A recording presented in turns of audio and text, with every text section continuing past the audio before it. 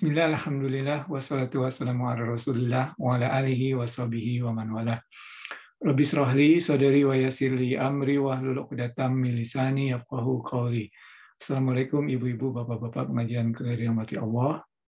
Kembali kepada kajian Ramadan kita. Sebelum mulainya, Fani mengingatkan terutama untuk diri sendiri dan juga insya Allah bagi ibu-ibu, bapak-bapak sekalian yang berada di Kanada pada saat ini, bahwasanya hari ini adalah tanggal 28 Ramadan. Ya. Jadi insya Allah malam ini adalah malam 29 Ramadan. Dengan kata lain ini adalah malam terakhir dari malam yang ganjil di 10 hari terakhir bulan Ramadan. Ya, di mana ada kemungkinan turunnya Lailatul Qadar pada malam hari ini. Jadi insya Allah kami mengingatkan terutama untuk diri sendiri dan juga insya Allah bagi ibu-ibu, bapak-bapak sekalian, mari kita tingkatkan amal ibadah perbuatan kita, amal ibadah kita pada malam hari ini. Insya Allah Allah Subhanahu Wa Taala, Insya Allah Allah Subhanahu Wa Taala dapat menerima amal ibadah kita pada malam hari ini dan mengabulkan doa-doa kita. Dan jangan lupa ibu-ibu, bapak-bapak pengajian dirahmati Allah untuk memanjatkan doa bagi saudara-saudari kita yang sedang mengalami kesulitan, baik di Palestina, maupun di Yaman, maupun di Syria, maupun di Irak, dan di berbagai tempat lainnya. Semoga kesulitan mereka diangkat oleh Allah Subhanahu Wa Taala, perjuangan mereka juga diterima oleh Allah Subhanahu Wa Taala sebagai amal ibadah yang meringankan beban mereka di hari akhir nanti, di hari Yaumul Hisab. Insya Allah, amin ya rabbal alamin. Ibu-ibu, bapak-bapak pengajian dirahmati Allah, kemarin kita membahas mengenai ayat Al-Quran, bahwasanya Al-Quran itu merupakan sifat atau dawa, ya. Jadi merupakan obat, ya, penyembuh. Nah, untuk konteksnya adalah perjalanan kita setelah bulan Ramadan. Ya, sebelumnya kita membahas sebaiknya kita memiliki guru spiritual, tetapi guru spiritual itu susah dicari. Nah, kalau tidak dapat guru spiritual, carilah teman seperjuangan atau sahabat yang sejalan. Ya, baiknya adalah yang lebih baik tingkatan spiritualnya dibanding kita. Tapi kalau tidak, yang setara, tetapi yang sejalan, ya, jadi yang sama dengan kita tujuannya. Tapi itu pun sulit untuk mencarinya, ya, perlu waktu dan kita harus terus berdoa, meminta kepada Allah dipertemukan dengan guru spiritual ataupun dengan seorang sahabat sejawat, ya, yang tujuannya sama, ya, kemudian juga dapat membimbing kita atau saling mengisi paling tidak, ya. Tapi itu pun sulit, ya. Dan dengan demikian, yang ketiga adalah melalui literatur, ya. Dan literatur yang terbaik adalah literatur yang terbaik, ya, adalah Al-Quran itu sendiri, ya. Al-Quran itu sendiri itulah merupakan literatur yang paling terbaik, ya, karena kita percaya bahwa Al-Quran itu adalah kalamullah, ya. Jadi seringkali kita menyadari bahwa kita membaca Al-Quran berkali-kali, tapi setiap kali membacanya selalu saja ada istilahnya warna lain yang kita pelajari dari Al-Quran tersebut. Karena Al-Quran itu kalamullah. Allah berbicara terus dengan kita melalui Al-Quran tersebut. Ya.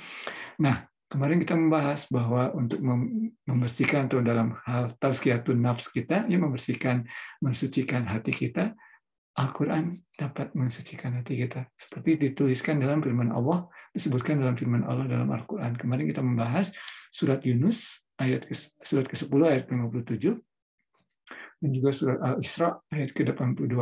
Ya, itu yang telah kita bahas. Nah, pada kesempatan kali ini insya Allah kita akan membahas dimensi lain, ya. Nah, mengenai Al-Quran, masih mengenai Al-Quran, yaitu bahwasanya kalau kadang-kadang kita stuck juga, ya, membaca Al-Quran, mungkin perlu waktu bagi kita untuk menghayatinya, ya. Oleh karena itu kita jangan lupa berdoa kepada Allah. Itulah senjata kita utama, ya, senjata para umat beriman itu adalah berdoa kepada Allah, ya. Dan Allah berjanji dalam Al-Quran. Itu dalam ayat-ayat banyak sebetulnya, tapi insya Allah pada kesempatan kali ini kita akan membahas 2 ayat. Ya. Yang pertama insya Allah adalah ayat Al-Baqarah, ya, surat Al-Baqarah yang dekat dengan ayat mengenai puasa, ya, mengenai puasa Ramadan. Jadi di sini ayatnya adalah ayat ke 186 ya. Ayat ke-186. Jadi ayat ke Ramadan ya, kutiba alaikumusiyam itu ayat ke-183 ya, itu masih satu halaman. Ada ayat ke-186 adalah bunyinya sebagai berikut pada auzubillahi minasyaitonirrajim. Wa idza sa'alaka 'ibadi anni fa inni qarib. Ya, jadi Allah SWT berfirman di sini, apabila para hambaku ya wa iza sa'alaka, sebetulnya di sini sa'alaka ya, jadi wa iza sa'alaka hambaku ya, ibadi ya, wa iza sa'alaka itu artinya bertanya kepadamu ya, ibadi dari umatku ya. Jadi di sini pembicaranya adalah antara Allah dengan Nabi Muhammad SAW.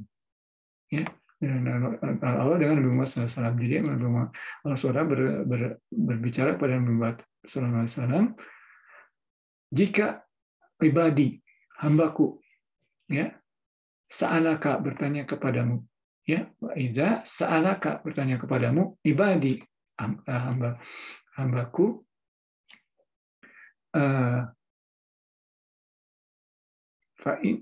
fa'alaka ibadi anni tentang aku ya, fa inni qarib. Nah, di sini menarik ya. Biasanya Allah Subhanahu wa taala selalu menyebutkan kepada Nabi Muhammad SAW, qul katakanlah, qul huwallahu ahad, qul a'udzu birabbil dan sebagainya ya. Qul. Dan itu menunjukkan bahwa Al-Qur'an itu atau Nabi Muhammad SAW itu jujur menyampaikan apa adanya ya. Tidak ada interpretasi, tidak ada potongan kata sini-sini. Jadi saat Allah SWT menyatakan katakan, beliau juga mintakan katakan qul. Tetapi dalam ayat ini Allah SWT tidak menggunakan kata qul. Ya, jadi jika mereka bertanya kepadamu, ya, jika bertanya kepadamu hamba-hambaku mengenai aku, itu ayatnya tadi ya kita bahas. Tidak mengatakan qul, katakanlah aku dekat, tidak mengatakan itu. Tapi Allah SWT langsung fa ya di sini. Fa inni qarib, aku dekat. Jadi tidak pakai qul, aku dekat. Jadi seolah-olah Allah SWT langsung berbicara kepada kita. Jadi misalnya Irfan di sini bertanya, Irfan ya, seorang sahabat bertanya kepada Nabi Muhammad SAW, di mana Allah itu sebetulnya ada di sini dalam asbabun nuzulnya ya. Seorang bertanya, ini ada beberapa riwayat, insya Allah kita bahas sedikit ya. Allah SWT tidak pakai qul, langsung katakan, aku jangan tidak pakai katakan, tapi langsung aku dekat. Ya, jadi misalnya seorang sahabat bertanya kepada Nabi Muhammad, Allah langsung menjawab, aku dekat. Ya. Dan di sini disebutkan dalam asbabun nuzulnya, ya.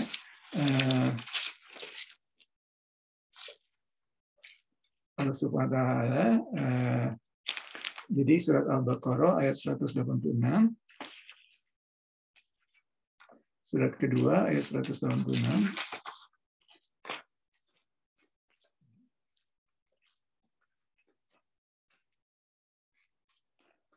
Ya, 186. Ya, panjang sekali sebetulnya di sini ya. Jadi disebutkan pertama ada seorang sahabat yang bertanya kepada, ini ada beberapa kisah ya. Yang pertama adalah seorang bertanya kepada Rasulullah SAW, di mana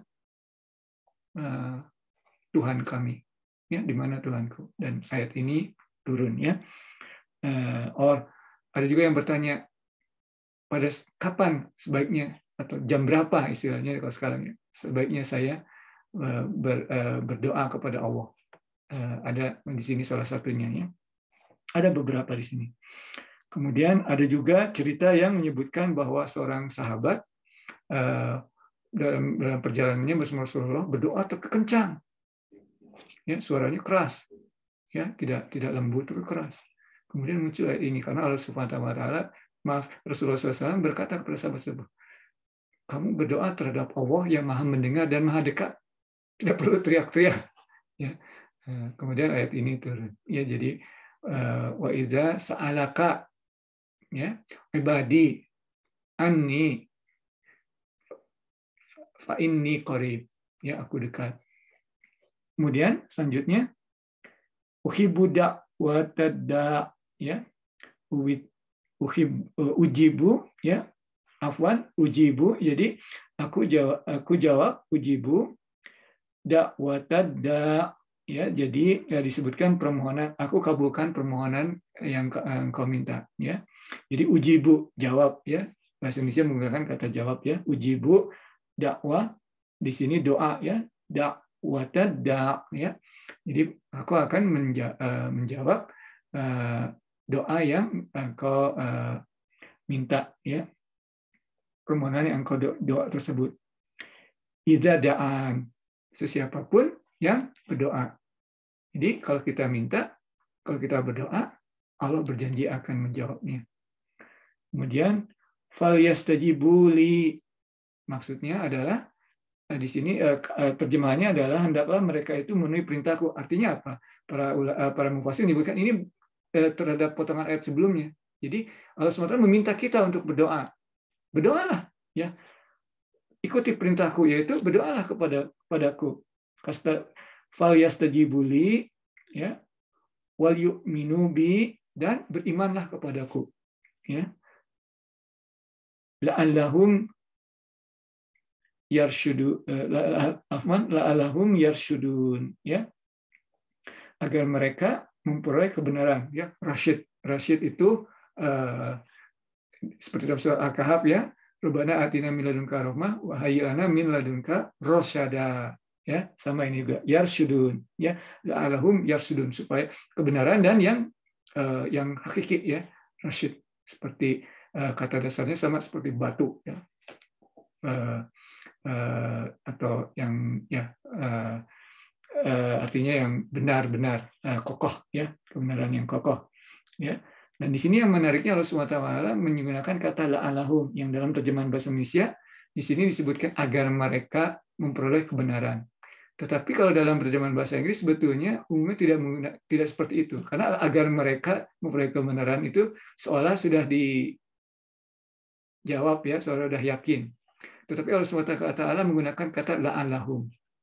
Jadi kalau dalam bahasa Inggris biasanya so they may ya. Walaupun tadi sudah dibilang berdoalah, tapi pada akhirnya la'allahum, so they may atau so perhaps. Biasanya dalam bahasa Inggris diterjemahkannya seperti itu.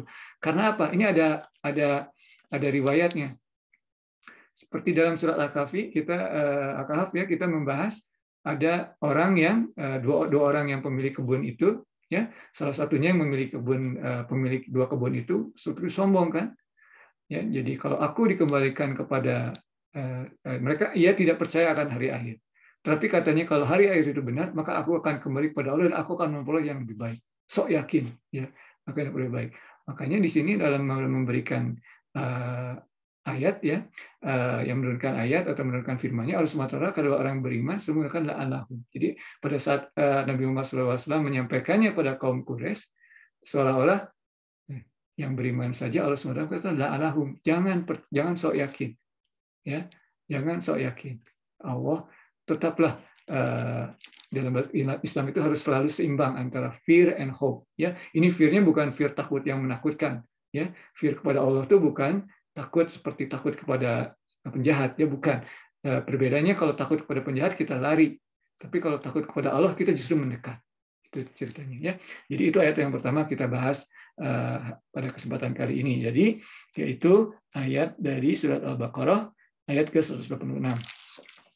Ayat kedua, ayat terakhir yang kita bahas pada kesempatan kali ini adalah dari surat Ghafir ayat ke-60 ya. Surat Ghafir ayat ke-60. Surat Ghafir itu surat ke-40 ya.